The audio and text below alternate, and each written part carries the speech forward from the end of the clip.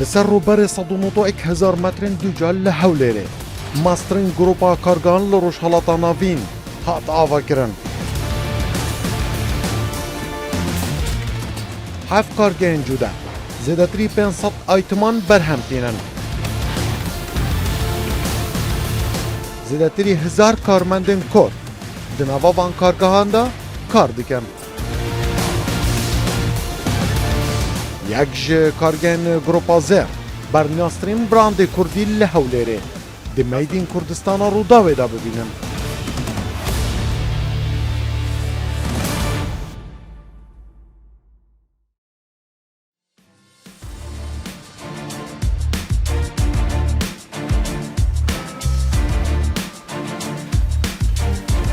Ev masterên Grupa Kargehan e li Tevaya Kurdistan û Iraq û Rojhilatê Navîn ku nû hat bedrûstkirin.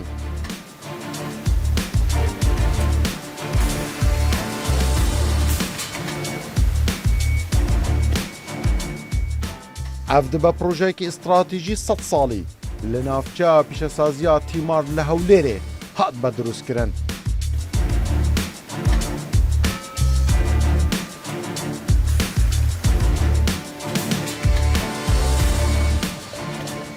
Ev Grupa Kargehan ji heft kargehên mezin pêk hatiye. Zêdetirî 1000 karkerên Kurd û biyanî tê de kar dikin ku ji sedî 83 karkerên Kurdin û xelkê Hewlêrê ne.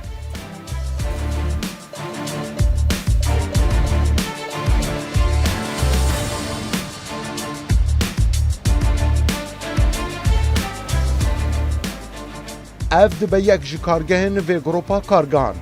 Kargeha drûstkirina madeyên paqijkirinê ku bi 4 brandên navdar û nî berhemên xwe belav dikin. Dikare di salekê de ev kargehanê bi tenê heya milyonek û 800,000 tonnan berhem bîne.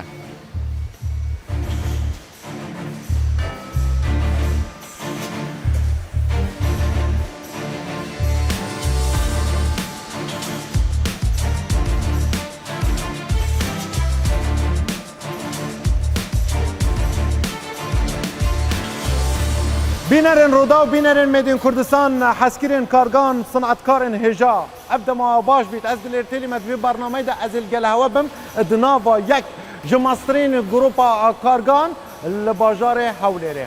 Zêdetirî 705 karmendên me yên gencên Kurd nava evan kargehan de kar dikin.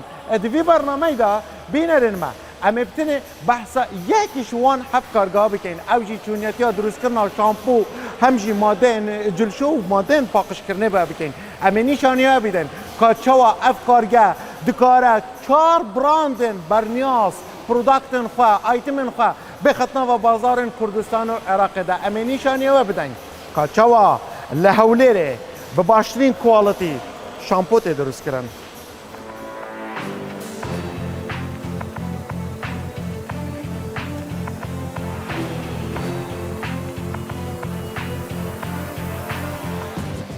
Projeyê kargehê brand û kompanya Zer ya navdar dibe bernastirîn brandê Kurdî. Ev kargehên henê dikarin 3 milyon tonên madeyên paqijkirinê û xwarinê di salekê de berhem bînin û zêdetirî 500 aytimên cûr bi cûr bixin di nava bazaran de. Eldov datayên kargehê ji sedî 85 ji malên welatiyan li Kurdistan û Iraqê berhemên Zer bikartînin.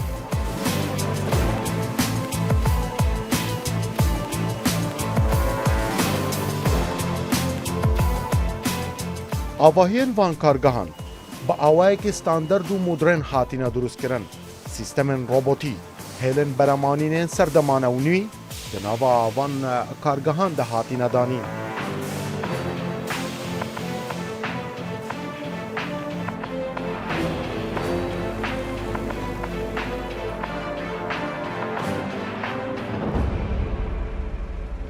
گروپی کارگەکانی زێر پرۆژەیەکی استراتیژیە بۆ بەرهەمهێنانی کەرستی خۆراک و پاکەرۆکان یەکێکە لە گەورەترین کارگەکانی ڕۆژهەڵاتی ناوەڕاست.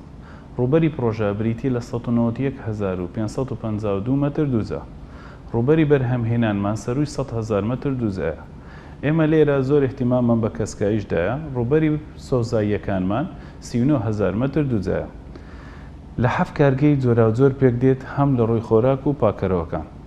کارگەی یەکەمان بریتیە لە پاکەرەوەکان و شامپۆ بە چەندین بڕاندی عالەمی و ناوخۆیی کە ئێستا بەرهەمی دێنێ. کارگەی دووەممان ڕۆنی توندە، بە خۆشحاڵیەوە ئەو ڕۆنە توندەمان لە چەندین کارگەی دیکەی وەکو شیرەمەنی و شیرنەمەنی و خۆراک لە کارگەکانی ترەوە لەو ڕۆنەیمە بەرهەمی دێنێن. کارگەی سێمان زەیتی گوڵەبڕۆژەی زێڕە، وەکو کە بەناوبانگە و لای جەنابتان و ناسراوە یەکێکە لە بڕاندە هەرە باشەکان و کوالیتیەکانی ئێمە. کارگەی چارەمان سۆسەکانە، بریتیە لە چەند سۆسی وەکو مایۆنیز و کەچەبوو ئەو شتانەی کە بەردەستە. کارگەی پێنجەممان پاودەرەکانە، پیکم پاودەرۆ و ڤانێلایە و شەکرە و خێیە و کارگەی شەشەمان بریتیە لە بقولیاتەکان بەگشتی. کارگەی هەفتەمان دۆشاوی تەماتەیە، دۆشاوی تەماتەکەشمان یەکێکە لە مادە هەرە باشەکانی کۆمپانیای زێر.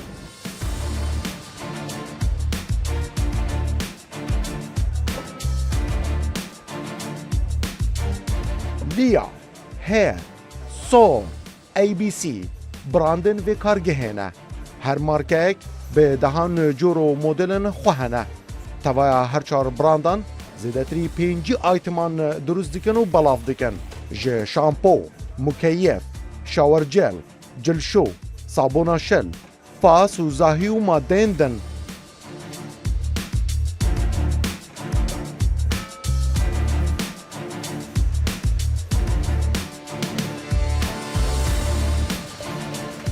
Çar hêlin modernên robotîk teva berhemên vê kargehê durust dikin.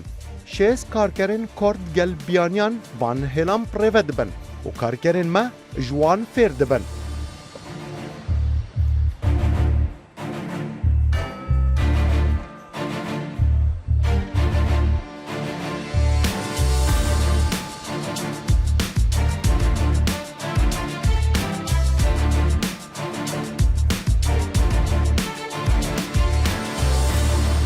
ام وەکی قسمی ئینتاجی لە کارگەها زێر ئەم لە قسمی دروستکردنا شامپۆ ئیش دەکەن. دەفمە 4 نەوعی شامپۆ هەنە، 4 مارکێمە هەنە، ABC، سۆر، هێر لەگەل لیا هەیە. ئەم میسالێکی بەحسێکی سەر لیا بکەن. لەگەلمە نەوعی لیا زیاتر لە 10 نەوع جەمە هەنە، ببوونی هەنگیڤ هەیە، بە زەیتی ئەرگان هەیە، بە هێلکە هەیە. هەر کابرای و نەفەر حەزوی لە چ ڕەنگی هەبە، لە چ بەنی هەبە حەز دەکەی کاری بکاربینە. لەسەر هەر خەتێکی مەژی زیاتر لە 10 نەفەرە و کارمەندا کار دکن. بەژا مەحەمیە لە بەژێ دروستکردنا شامپۆ زیاتر لە 5 نەفەرێ مە هەنە کار دکن. ڕۆژانە لەسەر هەر خەتێکی ئەم 2 ساعتێدا زیاتر لە 3840 شامپۆ دروست دەکەن. ji bo her çar xetê me yê întacê زیاتر لە 280 تۆن شامپۆن بکارتینن. ئەم چاوا دەستکارێ خۆ دکن، دەست بەیانی نەفەرێ منی ئالیە دروستکردنی هەنە. ئەوانەش بۆ مە شامپۆ دروست دەکەن، حاضر دەکەن، ji بۆ مە دنێرن. یێمەژی یê قسمی مختبەری و لابۆراتوارێ هەنە تێنە فەحز دەکەن. هەگەر تو مشکلەت نەبی، تو پرسگرێک نەبی، ئەم کارمەندێ خۆشی دەبێژن قەپاغێ مە و شیشێ مە و کارتۆنی مەژی حاضر دەکەن. کاتێ هەموو بێ پرسگرێک ئەم کارن دەست پێ بکەن قبولیا وێنا ئۆنایا وێنا ژمەرەتێ ئەم دەست کاری خۆ دکەن.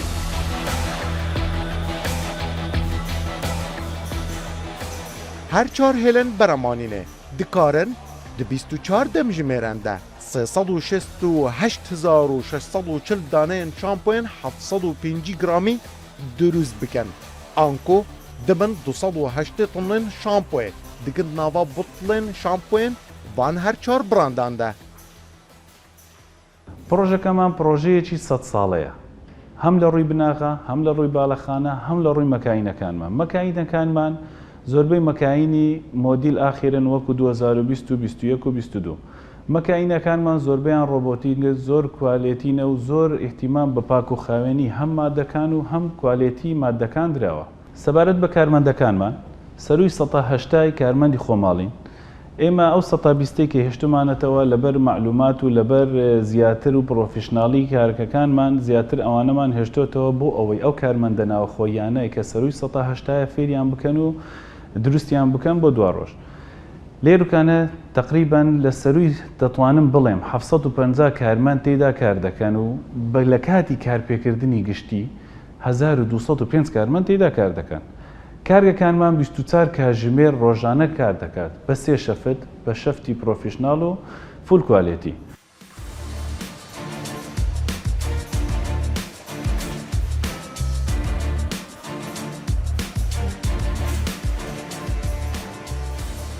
هر هێلەکە بەرەمانینە دکارەت یەک دەم ژمێردە 3840 دانەیەن شامپۆیان 750 گرامی بەرهەم بینە. هەروەها هەر یەکی جوانە ئانکۆ هەر هێلک دکارەت 24 دەم ژمێرەندە هەیە 7 تۆنن شامپۆ و مادەیەن دن دروست بکە.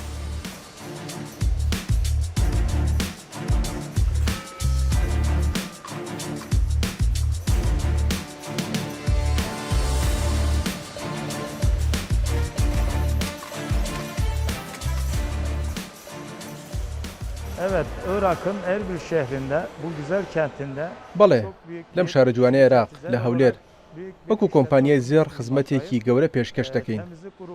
وەکو بەرهەمەکانی پاکردنەوە هەموو جۆرەکان ئامادە دەکەین. ئێمە بەرهەمەکانمان لەسەر ستانداردی ئەوروپا و بە سیستەمی تاقیگەیی پێشکەوتوو ئامادە دەکەین. لە بەشی پرۆسس دەست بە بەرهەمێنان دەکەین و دواتریش دەیدەینە بەشی پڕکردن. لەوێشدا قۆناغ بە قۆناغ و لەژێر چاودێری چڕی کوالەتی کۆنتترۆلدا بەرهەمەکانی وەکو شامپۆی قژ، کرێمی قژ و جێلی لەش دروست دەکەین و پێشکەشی خەڵکی دەکەین. ئەو ئامێرانەی کاریان پێدەکەین لەژێر چاودێری سیستەمی ئەوروپیدان و خۆشمان بە هەمان ستاندارد خولی ڕاهێنانمان بینیوە. بە هەمان شێوە خەڵکیێرەیش بە شێوەی قۆناغ بە قۆناغ دەخینە ئەو ڕاهێنانەوە و فێریان دەکەین. لە دوایین هەنگاوماندا ئەو شامپۆیانەی دروستمان کردوون بە تایبەتی بۆ ژنان هیچ گومانی تێدا نییە کە چارەسەری هەڵوەرینی قژ و کڕێش دەکەن. دڵنیایی دەدەین لەوەی بە ئاسوودەییەوە بەکاری بهێنن. هەروکو باسم کرد شامپۆکانمان ستانداردی ئەوروپین و کوالیتیان بەرزە. ئێمە بە هەمان کوالیتی لە بەرهەمێنانی شامپۆ بەردەوام دەبین و پێشکەشی خەڵکی بەهاداری عێراقی دەکەین. Çok değerli Irak halkının hizmetine sunacağız inşallah.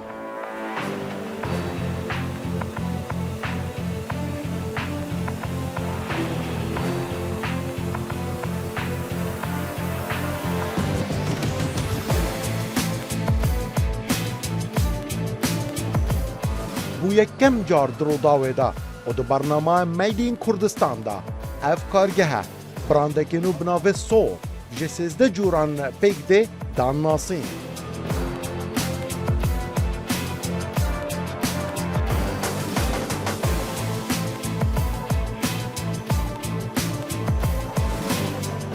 Ev dibe duemîn brandê Kurdiyê vê kargehê digel markeya Liya ku di mehekê de belav dike.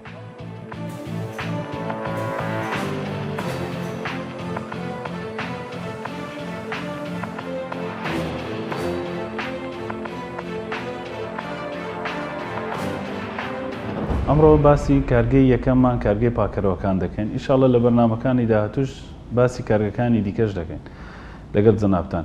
کارگەی پاکەرەوەکانمان سەرووی 6 کارمەند تێیدا کار دەکەن بە 24 کاتژمێری. لە کارگەی پاکەرەوەکانمان چەندین بڕاندی عالەمی و بڕاندی ناوخۆییشمان هەیە. ئێستا لە بەرنامەی جەنابتان ئەو ڕۆکە یەکەم بە خۆشحاڵیەوە یەکێک لە بڕاندە خۆماڵیەکانمان پیشانی خەڵکدا ئەوەیە کە بڕاندی سۆرە. ئیشاڵە لە بەرنامەکانی داهاتوو لە پلانەکانی داهاتوومان چەندین بڕاندی باشتر و چاکتر دەخینە بەر دەستی خەڵکی.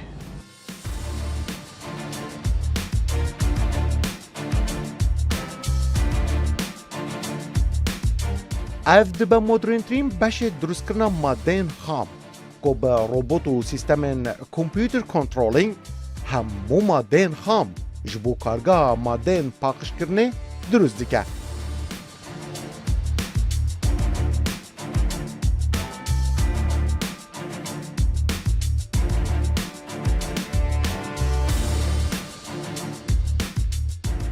Evdir heya 120 madeyên xam tevlî hev dike.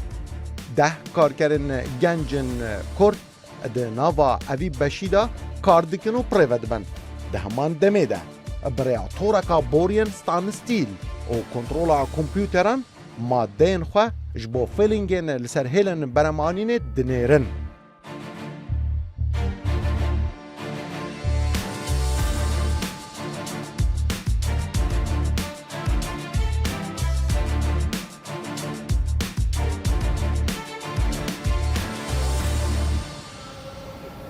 Bînerên Mêdîn Kurdistan ev dir cihê amadekirina madeyên xam e. Anku em dikarîn dibêjin ev madeyên dibin şampo diçin wan butla da hemû vê derê tê çêkirin.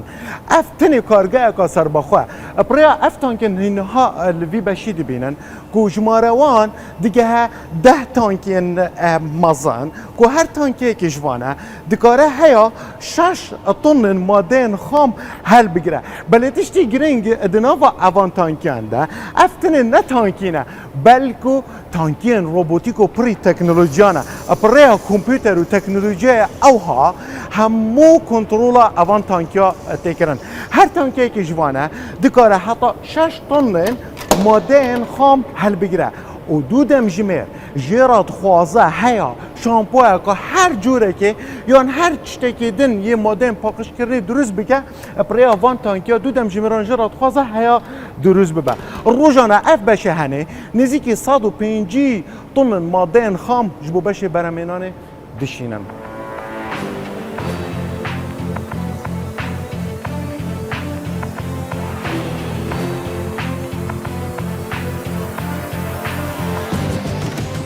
Beşê taqîgehê anko beşê quality control rojane bi dehan testên fîzîkî kîmîkî di nava taqîgehê û lê ser hêlên beremanînê heya dige beşê durustkirina madeyên xam û ku gehên kargehê testên cude cûr bi cûr di demên cude de encam didin.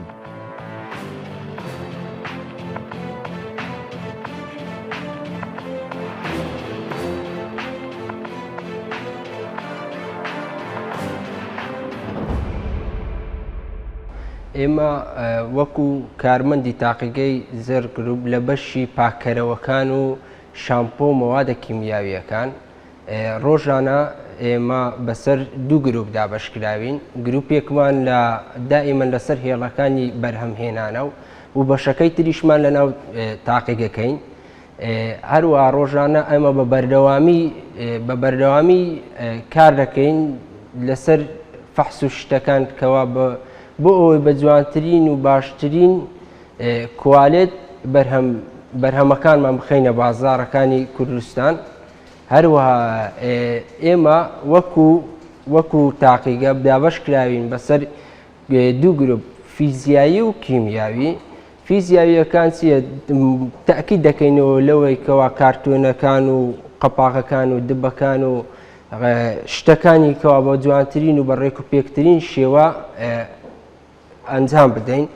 بە ئەو کیمیاویەکانیشمان پێش ئەوەی کەوا مەوادەکان داخل بن بۆ ناو کۆمپانیایەکانمان ئەوەی دەکەین فەحسی بۆ دەکەین کە هەر کاتێکیش کە دەگاتە ناو شەریکەکە یان ناو ئەو شوێنێکەوە بەرهەمی دێنین دووبارە فەحسی دەکەینەوە. لەناو مختەبەریش چەندین جار فەحسی بۆ دەکەین. بۆ نمونە ڕۆژانە ئێمە ڕۆژانە ئەڕۆین زیاتر لە هەر 2 تۆن 3 تۆنێک سەمپڵێک دەینین و فەحسی دەکەین بۆی لە جۆرەکە و کوالێتی بەرهەمەکەمان دڵنیا بینەوە.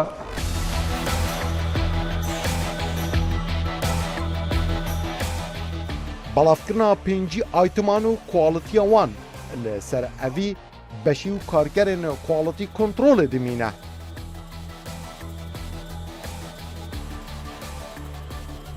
ئێمە وەکو گروپی زێر لە هەولێر کارگەکانمان پێک هاتووە لە 7 کارگەی کە بە بەردەوامی کار دەکەین بۆ ماوەی 24 کاتژمێر بەرهەمهێنانمان هەیە. بە حکومی ئەوەی کە کارگەکەمان گەورەیە ئێمە 750 کارمەند لە هەولێر کار دەکەین. بەڵام ئەگەر یعنی کۆی گشتی حساب بکەین لە هەموو عێراق دەگاتە سەر و 5,000 کارمەند کە سەرچاوەکەیان لە زێر بەدەستدێنن. وەکو دەوامی کارگەکەمان دەوامی فەرمیمان لە کاتژمێر 8 بۆ 5 ئێوارەیە بەڵام هەر کارمەندێک کۆی گشتی لەوانەیە 12 کاتژمێر کار بکە بەڵام بە زیادە بۆی حساب دەکرێتن 183 کارمەندەکانمان لە هەولێر کوردن پشتمان بە کارمەندی سۆرانی یاخود بڵین کورد لە هەر سارپارتی کوردستانیش کارمەندمان هەیە بەڵام بە حکمی ئەوەی کارگەی ئاوها گەورە لێرە نەبووە پێویستمان بە کەسی پرۆفشناڵ هەیە لە دەرەوەی وڵات بۆیە 170 کەسان لە دەرەوەی وڵات دێن ئەو 170ش بڵێم بە بەردەوامی لێرەنە نەخێر بەردەوامی لێرینە وەکو کەسی فێرکارن لێرە ئێمە پێی دەڵێن ئۆپەراتۆر یاخود وەستا لێرکانە کەسەکانمان فێر دەکەن بۆەوەی بە باشترین بەرهەم بچینە ناو بازار توانیمانە ئاستەچ پێوانەی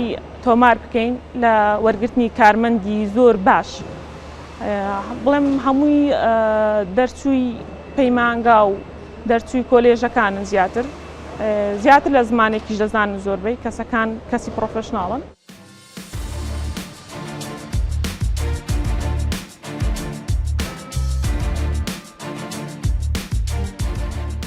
Di nava plana vê grupa kargehên zer grûp de ew e ku berhemên Meydîn Kurdistan û Hewlêr li 46 welatên cîhanê belav bikin navên markeyên Kurdî di nava market û bazarên wan welatên biyanî de bên dîtin.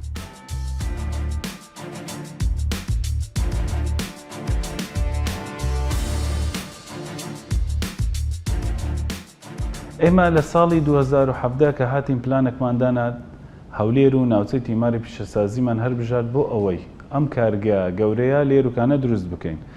پلانی یەکەممان ئەوە بوو کە پرۆژەیەکی 100 ساڵەدان بمەزرێنین. ئەو پرۆژەمان دامەزراند لەوی سەرکەوتوو بووین. پلانی دووەممان ئەوە بوو چۆن مەوادە خامەکان بینین و لە خەزانی گەورە هەلیان بگرین. پلانی سێمان ئەوە بوو کە تەختەی کوردستان بکەین بەو مادانە.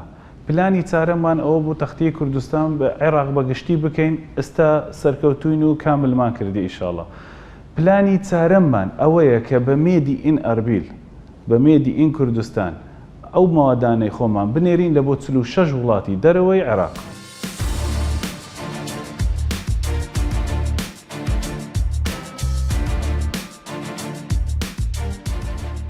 Ev dibe yek ji mastrên projeyên pîşesazî li Tevbaya Kurdistanê.